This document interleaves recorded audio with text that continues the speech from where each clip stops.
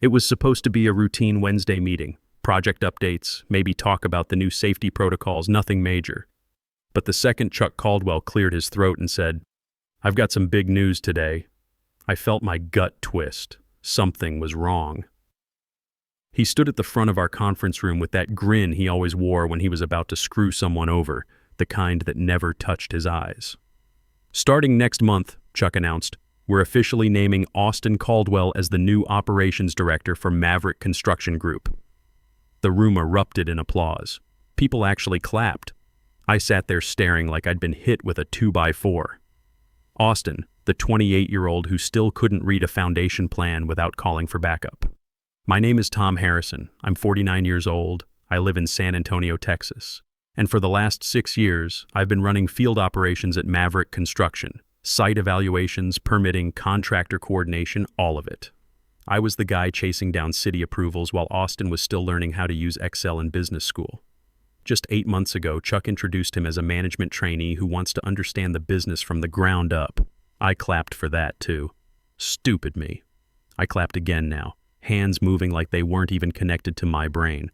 Chuck kept talking, beaming at Austin like the proud father he was, because that's exactly what he was.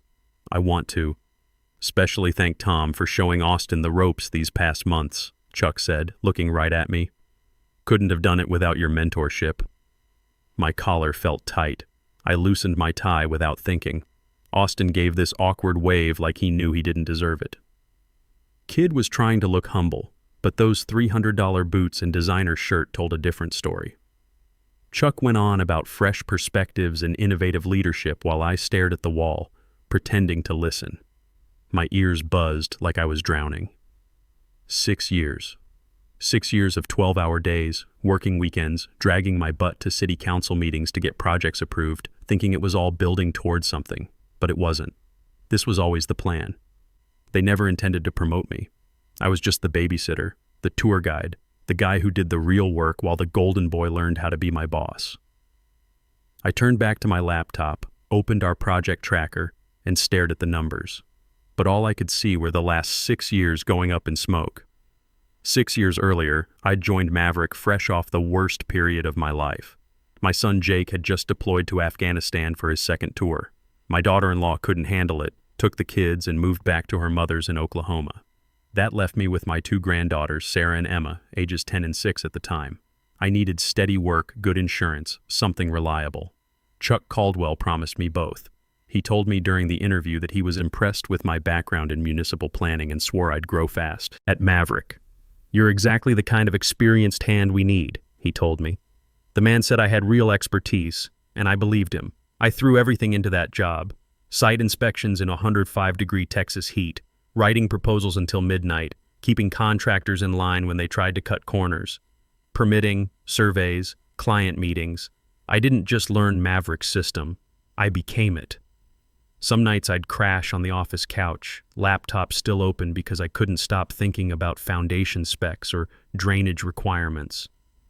It was August when I started, middle of another brutal San Antonio summer. But I didn't care. I had work, I had purpose, and I had 2 granddaughters counting on me. Sarah would look at me over breakfast and ask, "You coming to my volleyball game tonight, Grandpa?" I'd promise I would, but volleyball always turned into just one more walkthrough or one more contract issue. Emma was quieter.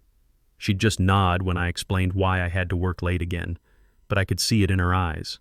She understood more than a 6-year-old should have to. Chuck noticed my dedication. He'd call me into his office every few months, casual as you please, telling me how valuable I was to the company. That bigger opportunities were coming. I just had to stay patient. It wasn't just talk either. I got bigger projects, more responsibility, started handling our major municipal contracts. At some point, I figured I was next in line for operations director. Who else was there? Chuck's older son had moved to Denver years ago, wanted nothing to do with construction. Then, 8 months ago, Chuck stopped me in the hallway. "Hey, heads up. My younger boy Austin's starting Monday, fresh out of UT with his MBA, just wants to see how the business runs. Mind if he shadows you a bit?" "Sure," I told him. Figured it was some kind of summer internship thing, maybe a month of observation before he moved into accounting or admin work. Instead, in walks Austin Caldwell on a Monday morning, looking like he just stepped out of a business magazine. Designer clothes, expensive watch, that entitled swagger you see in kids who've never wanted for anything. He offered me a handshake and said, "You must be Tom. Dad says you're the backbone of operations here." That smile wasn't respectful. It was practiced, like he already knew where this was headed, and I was just a speed bump. Still, I gave him the benefit of the doubt. I'd seen plenty of rich kids wash out of construction when they realized it wasn't all boardrooms and PowerPoint presentations. But Austin started showing up everywhere. Every site visit, every permit meeting, every call with city officials. I'd walk into a contractor review, and there he'd be, already sitting in the chair next to mine, checking his phone like he was bored. One time I was explaining OSHA compliance to a new subcontractor, and Austin interrupted to ask if there was some kind of app that could streamline all this paperwork. I thought he was joking. He wasn't. The thing is, I trained him without realizing what I was doing. I answered his questions, gave him access to my files, even covered for him when he screwed up a permit application because I thought I was being helpful, thought I was being a team player. Turns out I was just training my replacement. I stopped giving him slack that same week. It was Thursday evening, close to 8 o'clock. Office was empty except for the cleaning crew and the hum from the coffee machine down the hall. I was at my desk reviewing inspection reports for a Northwest Side project we'd nearly lost last month. Austin had left hours earlier, probably off at some happy hour downtown. I was packing up when I heard voices from Chuck's office. Door was cracked just enough to hear. "Still no word on that operations director slot?" a man asked. I recognized the voice. Bill Torres, one of our biggest investors. Been with Maverick since the early days. There was a pause, then Chuck's laugh, low and smug. "Tom's solid in the field, but that's where he belongs. Austin's got the MBA. He understands where the industry's heading, plus he's family." Family. I set my briefcase down real quiet and listened. Bill pushed back. "Tom's the one who's kept your projects on schedule the last few years." "Yeah," Chuck replied. "But Austin's got the education and the vision. Tom's old school. Good at what he does, but Austin's the future." I stepped away from the door, grabbed my keys, and left. Didn't say goodnight to anyone. That night I sat on my back porch, letting the evening breeze cool things down, and called my old buddy Carlos Martinez. We'd worked together for years before I came to Maverick. "Carlos," I began, "you ever feel like the work you do doesn't matter to the people writing the checks?" He laughed. "Every day, Tom." "Why?" "Just making sure I'm not losing my mind." "You're not. You thinking about making a move?" "Maybe." "Good. You've been settling for too long."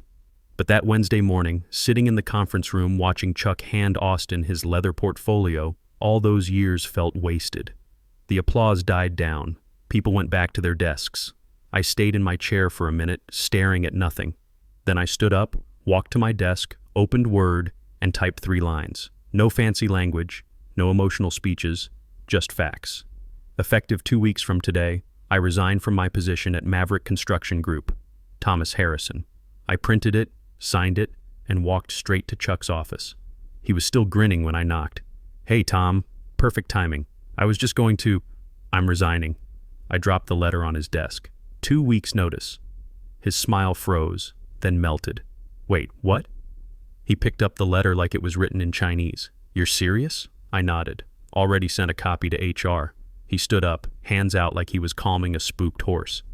"Okay, let's not do anything hasty here. I know the promotion might have caught you off guard, but there's room for growth. This isn't the end of your career path." I didn't move.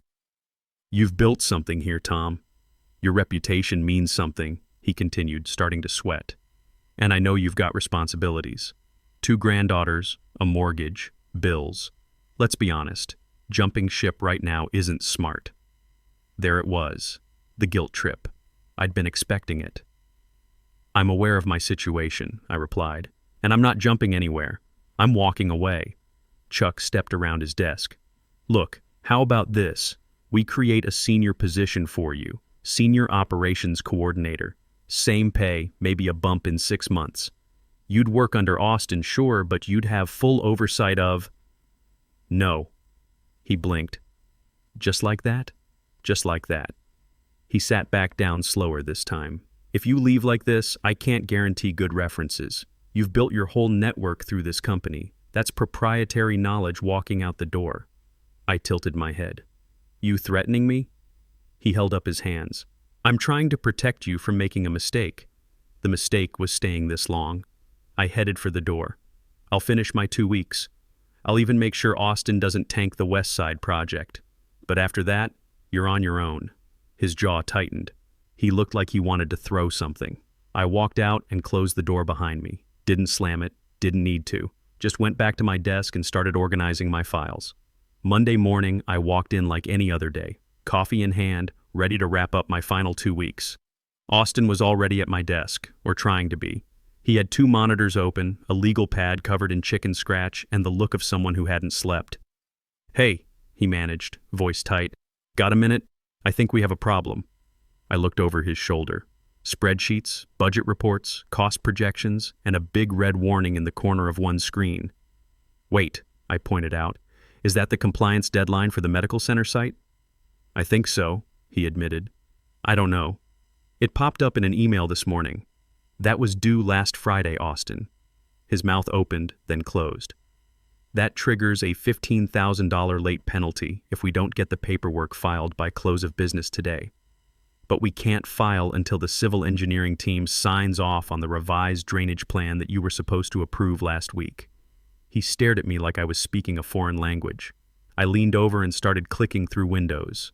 The drainage calculations were off by 3%. Doesn't sound like much until you realize that means standing water against the foundation during storm season. The city engineer caught it during review. We got lucky, this is fixable, I explained. But if we don't get it submitted today, it's going to cost our client $15,000. Austin dragged his hands down his face. I didn't even know I was supposed to handle that part. You're supposed to handle all of it now. I walked him through it, pulled the engineering file, cleaned up the technical language, marked the right sections for review, and called the civil team to make sure they could turn it around before 4 o'clock. Austin just sat there nodding, sweating, asking questions like, do we need soil samples for this one too? I didn't answer that one. By the time I got back to my own desk, my phone was ringing. Jerry Walsh, project manager for one of our biggest clients. Tom, he began, I just got a call from someone named Austin.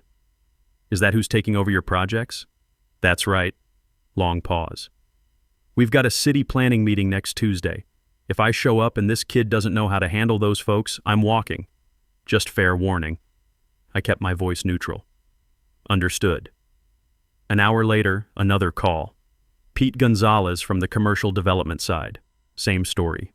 By afternoon, I had 6 messages, all from clients asking some version of, are you really leaving? And who do we call when things go wrong? I answered them all professionally. But inside, I could see what was happening. Chuck hadn't just screwed me over. He'd set Austin up to fail. The kid wasn't ready, not even close. He wasn't supposed to lead. He was supposed to inherit.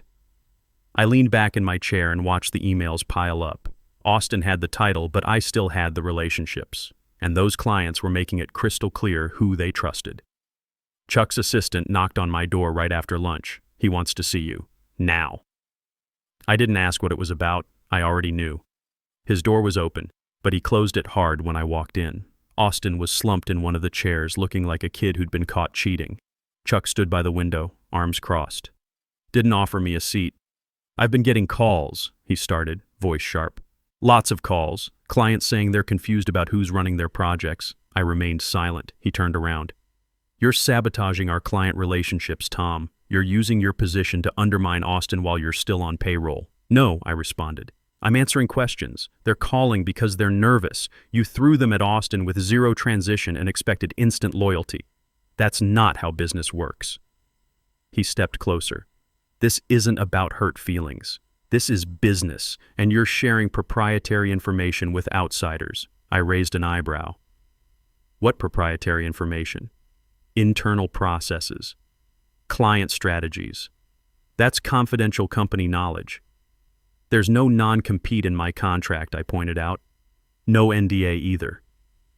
Everything I've discussed with clients has been about their specific projects and deadlines. Nothing about Maverick's internal operations. Austin cleared his throat like he wanted to say something. Chuck snapped, "Stay quiet." Austin looked at the floor. Let's be clear, I continued, staying calm. I haven't made promises to anyone. Haven't solicited a single contract. But if clients decide to take their business elsewhere after I'm gone, that's on you, not me. Chuck put both hands on his desk, trying to stare me down. You think you're irreplaceable? No, I replied. Think I'm trusted. That's different. He opened his mouth, but I cut him off. And I've kept my word. I'm still here, still finishing the 2 weeks, still willing to help Austin learn the job. I looked at Austin. You need to understand the permitting process inside and out, not just the deadlines, but why they exist. And you need to stop expecting city officials to hold your hand. They assume you know this stuff already. Austin nodded without looking up. Yeah, okay. Chuck didn't say anything. I let the silence hang there, then headed for the door. Let me know when you want to start that training, Austin. I'll make time this week. I walked out without waiting for an answer. Behind me, I could hear Chuck muttering under his breath. Austin still hadn't moved. By Thursday, I'd had enough of watching the place fall apart. I took a long lunch and drove across town to Texas Premier Development. Their office sat on the 15th floor of a modern building in the medical center area, the kind of place where the elevators worked and the coffee came from an actual machine. Carmen Rodriguez was waiting when I stepped off the elevator. Sharp suit, no-nonsense attitude, same direct energy she'd had when I met her at a construction expo 2 years back. Tom, she greeted me, shaking my hand like we were closing a deal. About time. I smiled. Had to wrap some things up first. She led me into a corner office with a view of downtown and a whiteboard covered with active project maps. I won't waste your time, she began. We've wanted you here for over a year. You've got the experience, the connections, and people trust you. She handed me a printed offer. I didn't need to sit down to read it. Operations Director. $88,000 plus performance bonuses. Company truck, full benefits, start immediately. I stared at the number. It was 35% more than Maverick had ever paid me. For the same title Chuck had handed Austin like a participation trophy. Carmen sat on the edge of her desk. This isn't charity. You bring value. City connections, reliable contractors, clients who answer when you call. We're not just hiring you. We're hiring your reputation. It wasn't a hard choice. I'm in, I told her, sliding the offer back across the desk. Carmen grinned. Smart move. We've got 4 sites in development, 2 in Austin, 1 in Houston, 1 here in San Antonio. I want you leading the local project by next month. I'll be ready. As we walked back toward the elevator, I spotted a site plan I recognized. Same lot I'd tried to pitch at Maverick 8 months ago. Chuck had passed on it. Carmen caught me looking. Yeah, we picked that up after Maverick dropped out. That's going to be a gold mine once the zoning goes through. I nodded. Of course it was. As the elevator doors opened, she turned with a slight smile. Don't be surprised how fast your old clients find us. Trust follows good people. She wasn't wrong. I wasn't leaving empty-handed. I was taking everything that mattered. 6 months later, I had 3 major projects running. 1 in Austin, 1 in Houston, and a big mixed-use development here in San Antonio. Texas Premier didn't micromanage. They gave me the resources and let me work. Carmen backed my decisions, even the risky ones. We built fast, clean, and under budget. Contractors picked up when I called. City planners took my meetings without delay. It felt like working at full power again. No politics, no babysitting, just results. Jerry Walsh called my second week at Texas Premier. He mentioned he was moving his retail project to us. Pete Gonzalez followed 2 weeks later. By month 3, we'd picked up 5 former Maverick clients without me making a single sales pitch. They just found their way over, asking if I could handle their work. I could. Sarah's a senior now, captain of her volleyball team. Emma's 14, already talking about engineering like her dad. They both noticed the change right away. You actually come to games now, Sarah observed after we beat Reagan High for the district title. Yeah, I responded. I do. Jake called from his base in Colorado that same week. He's stationed there now training new recruits. Dad, he began. My CO asked if I was related to Tom Harrison at Texas Premier. He mentioned you're the guy who actually gets things done. I smiled. Tell him I appreciate that.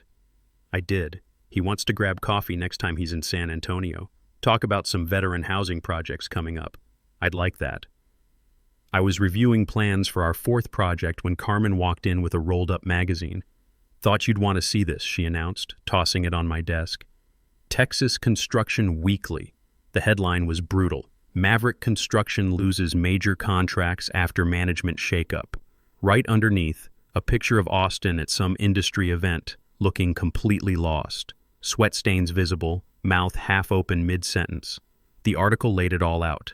Client defections, missed permit deadlines, 2 project delays, contractors pulling out due to communication failures and payment disputes. Chuck had been forced out after an investor rebellion led by Bill Torres, the same guy who'd been in that office 8 months ago talking about Austin's MBA. Austin resigned 3 weeks later after a disaster at a city council meeting where he fumbled basic zoning questions on live TV. The video made the rounds in industry groups, not the kind of attention anyone wants. I stared at Austin's photo for a long moment. Kid looked like he wanted to disappear. Carmen sat across from me. They claimed you were just a field guy, a hands-on worker. They did. She tapped the magazine. Turns out you were the foundation. I nodded once. Didn't need to say more. A few weeks later, I was driving back from a site inspection in New Braunfels when I stopped for lunch at a place called Builders Junction, one of those spots where contractors and inspectors grab food between jobs. I slid into a booth and ordered coffee and a sandwich. That's when I saw him, Austin. He was 2 booths over, hunched over a stack of textbooks and construction manuals, pencil behind his ear. No designer clothes, no entitled attitude, just him and a legal pad covered with notes and diagrams. I watched for a second, then walked over. He looked up, startled. "Tom, hey, I didn't expect to see you here." "Good place for lunch," I noted, nodding at the books. "What's all this?" "Night classes," he explained. "Construction management, started a few weeks ago. Working during the day too. Entry-level project coordinator at a small firm in Seguin. Learning the basics you thought you could skip?" He smiled, but there wasn't any fight left in it. "Yeah. Turns out there's a lot I didn't know, a lot I should have learned before I got that promotion, like the $15,000 penalty." "Yeah, that too." Long pause. He didn't look up right away. Then he continued. "Thanks for not destroying me during those 2 weeks. You could have, but you didn't." I shrugged. "Wasn't my job to ruin you. I get that now." I looked at his notebook. Real formulas, actual specifications, the kind of stuff you can't fake your way through. Load calculations, permit requirements, the fundamentals I'd learned over 25 years. "I respect that you're doing the work now," I told him. "It'll take time, but it'll stick." He smiled, small but genuine. "That means something, coming from you." I tapped the table twice and turned to leave. At the door, I turned back. "You're doing it right this time. That matters." He didn't argue, just nodded. I stepped out into the Texas heat, put on my sunglasses, and got in my truck.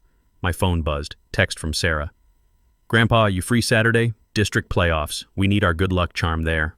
I texted back, "Wouldn't miss it." Then I drove home. Emma would be there, probably working on homework at the kitchen table. Maybe I'd fire up the grill, sit outside while the evening cooled down, and just be present. 6 years ago, I thought I was building something at Maverick. Turns out I was just building someone else's empire. But now I'm building my own legacy, one that includes being there for the people who matter most. The work speaks for itself, the clients follow quality, and at the end of the day, I'm home where I belong. Sometimes the best revenge isn't getting even, it's proving you were worth more than they ever realized.